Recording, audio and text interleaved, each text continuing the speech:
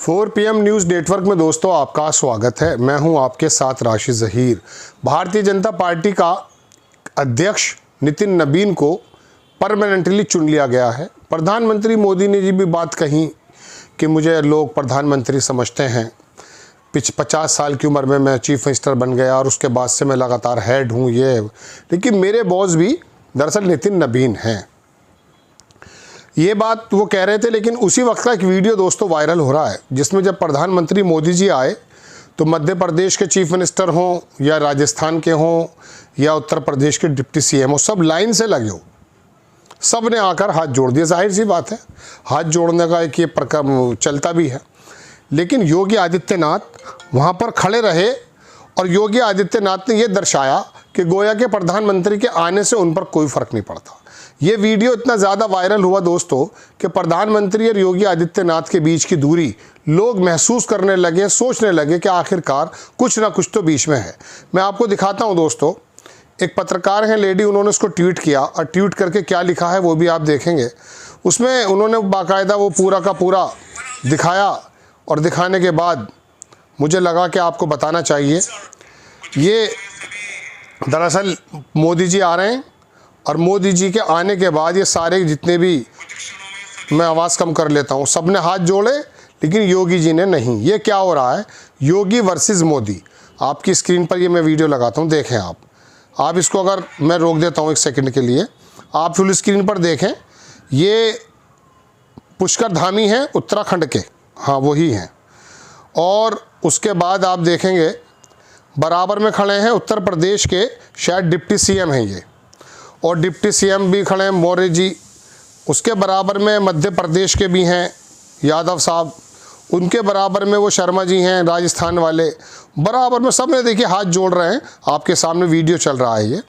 और लेकिन योगी आदित्यनाथ मोदी जी के आते हुए, मोदी जी के साथ अध्यक्ष भी हैं, बीजेपी के पीछे अमित शाह भी हैं, सब लोग हैं, लेकिन इस व्यक्ति ने हाथ नहीं जोड़े।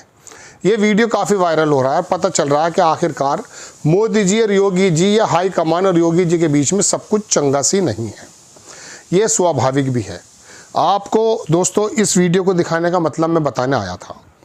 असल में होता ये है कि मैं एक अधिकारी के पास बैठा था, तो बिजली का अधिकारी था वो। उसने कहा चुग लो, कुछ लोगों को चुग लो, इलाकों में जाकर कुछ लोगों को चुग लो, बाकी सब सही हो जाते हैं। भारतीय जनता पार्टी ने किया ये है, उत्तर प्रदेश से चलें, बिहार चलें, झारखंड चलें, छत्तीसगढ़ चलें, वहाँ से उड़ीसा चलें, वहाँ से बंगाल चलें, वहाँ से महाराष्ट्र चलें, फिर मध्य प्रदेश आ जाएं, फिर राजस्थान आ जाएं या दिल्ली आ जाएं। मैं आपको घुमा के ले आया हूँ हिंदी पट्टी पर। तमाम बड़े नेता आपको उंगलियों पर नज़र नहीं आएंगे, सबको बर्फ़ में लगा दिया गया। बिहार के सुशील मोदी हों या छत्तीसगढ़ के डॉक्टर रमन सिंह हों, आप उड़ीसा के तो चीफ मिनिस्टर का नाम भी याद नहीं होगा आपको, बीजू पटनायक की जितनी भी वहाँ पे विरासत थी उसको कैसे ख़त्म किया है। बंगाल के अंदर फ़िलहाल अभी उनकी सरकार है नहीं, वहाँ पर भी कुछ बड़े नेता अभी तो वहाँ पे आयातित हैं, टीएमसी से लिए जा रहे हैं, बाद में उनका देखा जाएगा।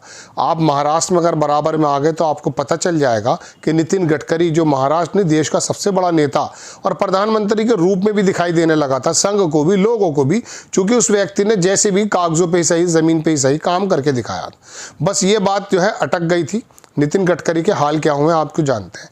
ख़ास नितिन गडकरी के विभाग की ही अनियमितताएँ पकड़ करके नोएडा का गोदी मीडिया जो है उनकी बातों को बताया करता था।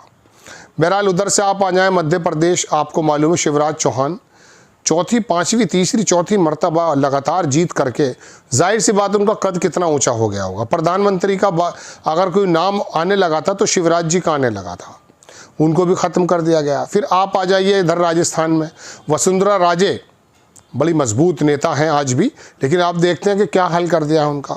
आप दिल्ली आ जाइए, उत्तर प्रदेश में योगी आदित्यनाथ संभाले नहीं संभल रहे हैं। हालांकि यहाँ पर जो बड़े बड़े नेता थे सब ने हाथ पैर जोड़ लिए और कुछ को इन लोगों ने ही कह दिया कि साहब आपको मार्गदर्शक मंडल में जाना जाएगा। मुरली मनोहर जोशी एक काबिल और बहुत शानदार नेता, देखिए क्या हाल हो गया।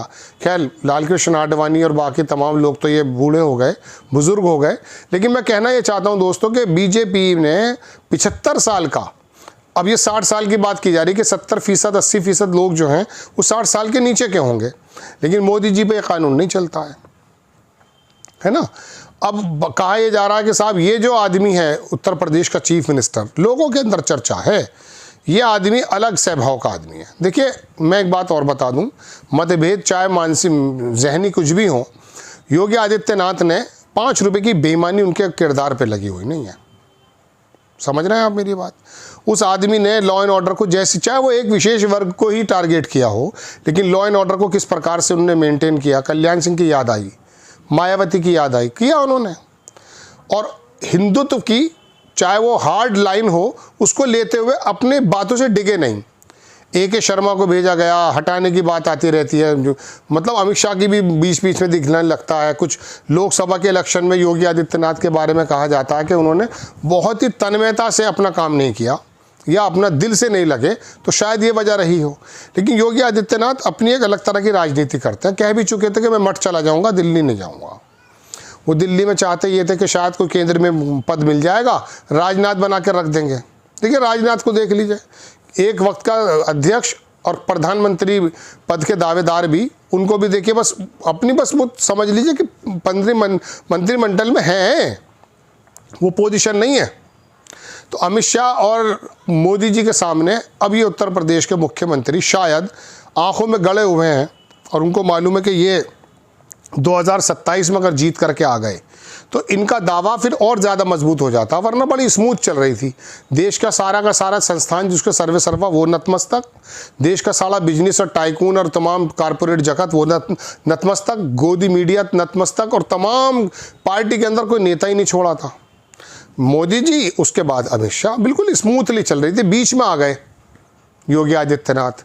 योगी आदित्यनाथ जब चीफ मिनिस्टर बने और विधानसभा पहुँचे तो उन्होंने कहा मैं राहुल जी से इतना छोटा और अखिलेश जी से इतना बड़ा हूँ, मैं इनके बीच में आ गया। मैं कह रहा हूँ कि वो अमित शाह और मोदी जी के बीच में आ गए। तो दोस्तों ये बात जताता है बहुत सारे मौक़ों पर किस प्रकार से जो है काम हुआ है और वो किस प्रकार से अपनी प्रदेश को चला रहे हैं। और जाहिर सी बात है देश में स्टार कैंपेनर के रूप में उनकी जो है मांग हुआ करती थी इलेक्शन में, लेकिन उनका नाम पीछे कर दिया जा रहा है, बार बार उनको हटाया जा रहा है। लेकिन फिर भी वो हिंदू हृदय सम्राट तो बन चुके हैं। फिर उनके ऊपर ये पंडित और ठाकुरों के बीच के जो मामले हैं कुछ हुए भी हैं, उनको लगाया गया। मतलब किसी कुल मिला के ऐसा नहीं है कि राहुल गांधी और अखिलेश यादव और ममता बनर्जी को बदनाम किया जाएगा। नितिन गडकरी और योगी आदित्यनाथ भी इस जद में आ सकते हैं, क्योंकि जब इतना बड़ा औरा हो जाता है तो बीजेपी को पसंद नहीं आता है, ऐसा लोग कहते हैं। ऐसे जो है बड़े बड़े नेताओं का हमने देखा कि किस तरह से बस जो भी हुआ है आपको मालूम है। तो ये वीडियो काफ़ी ज़्यादा चर्चा का विषय बना हुआ है। जय हिंद।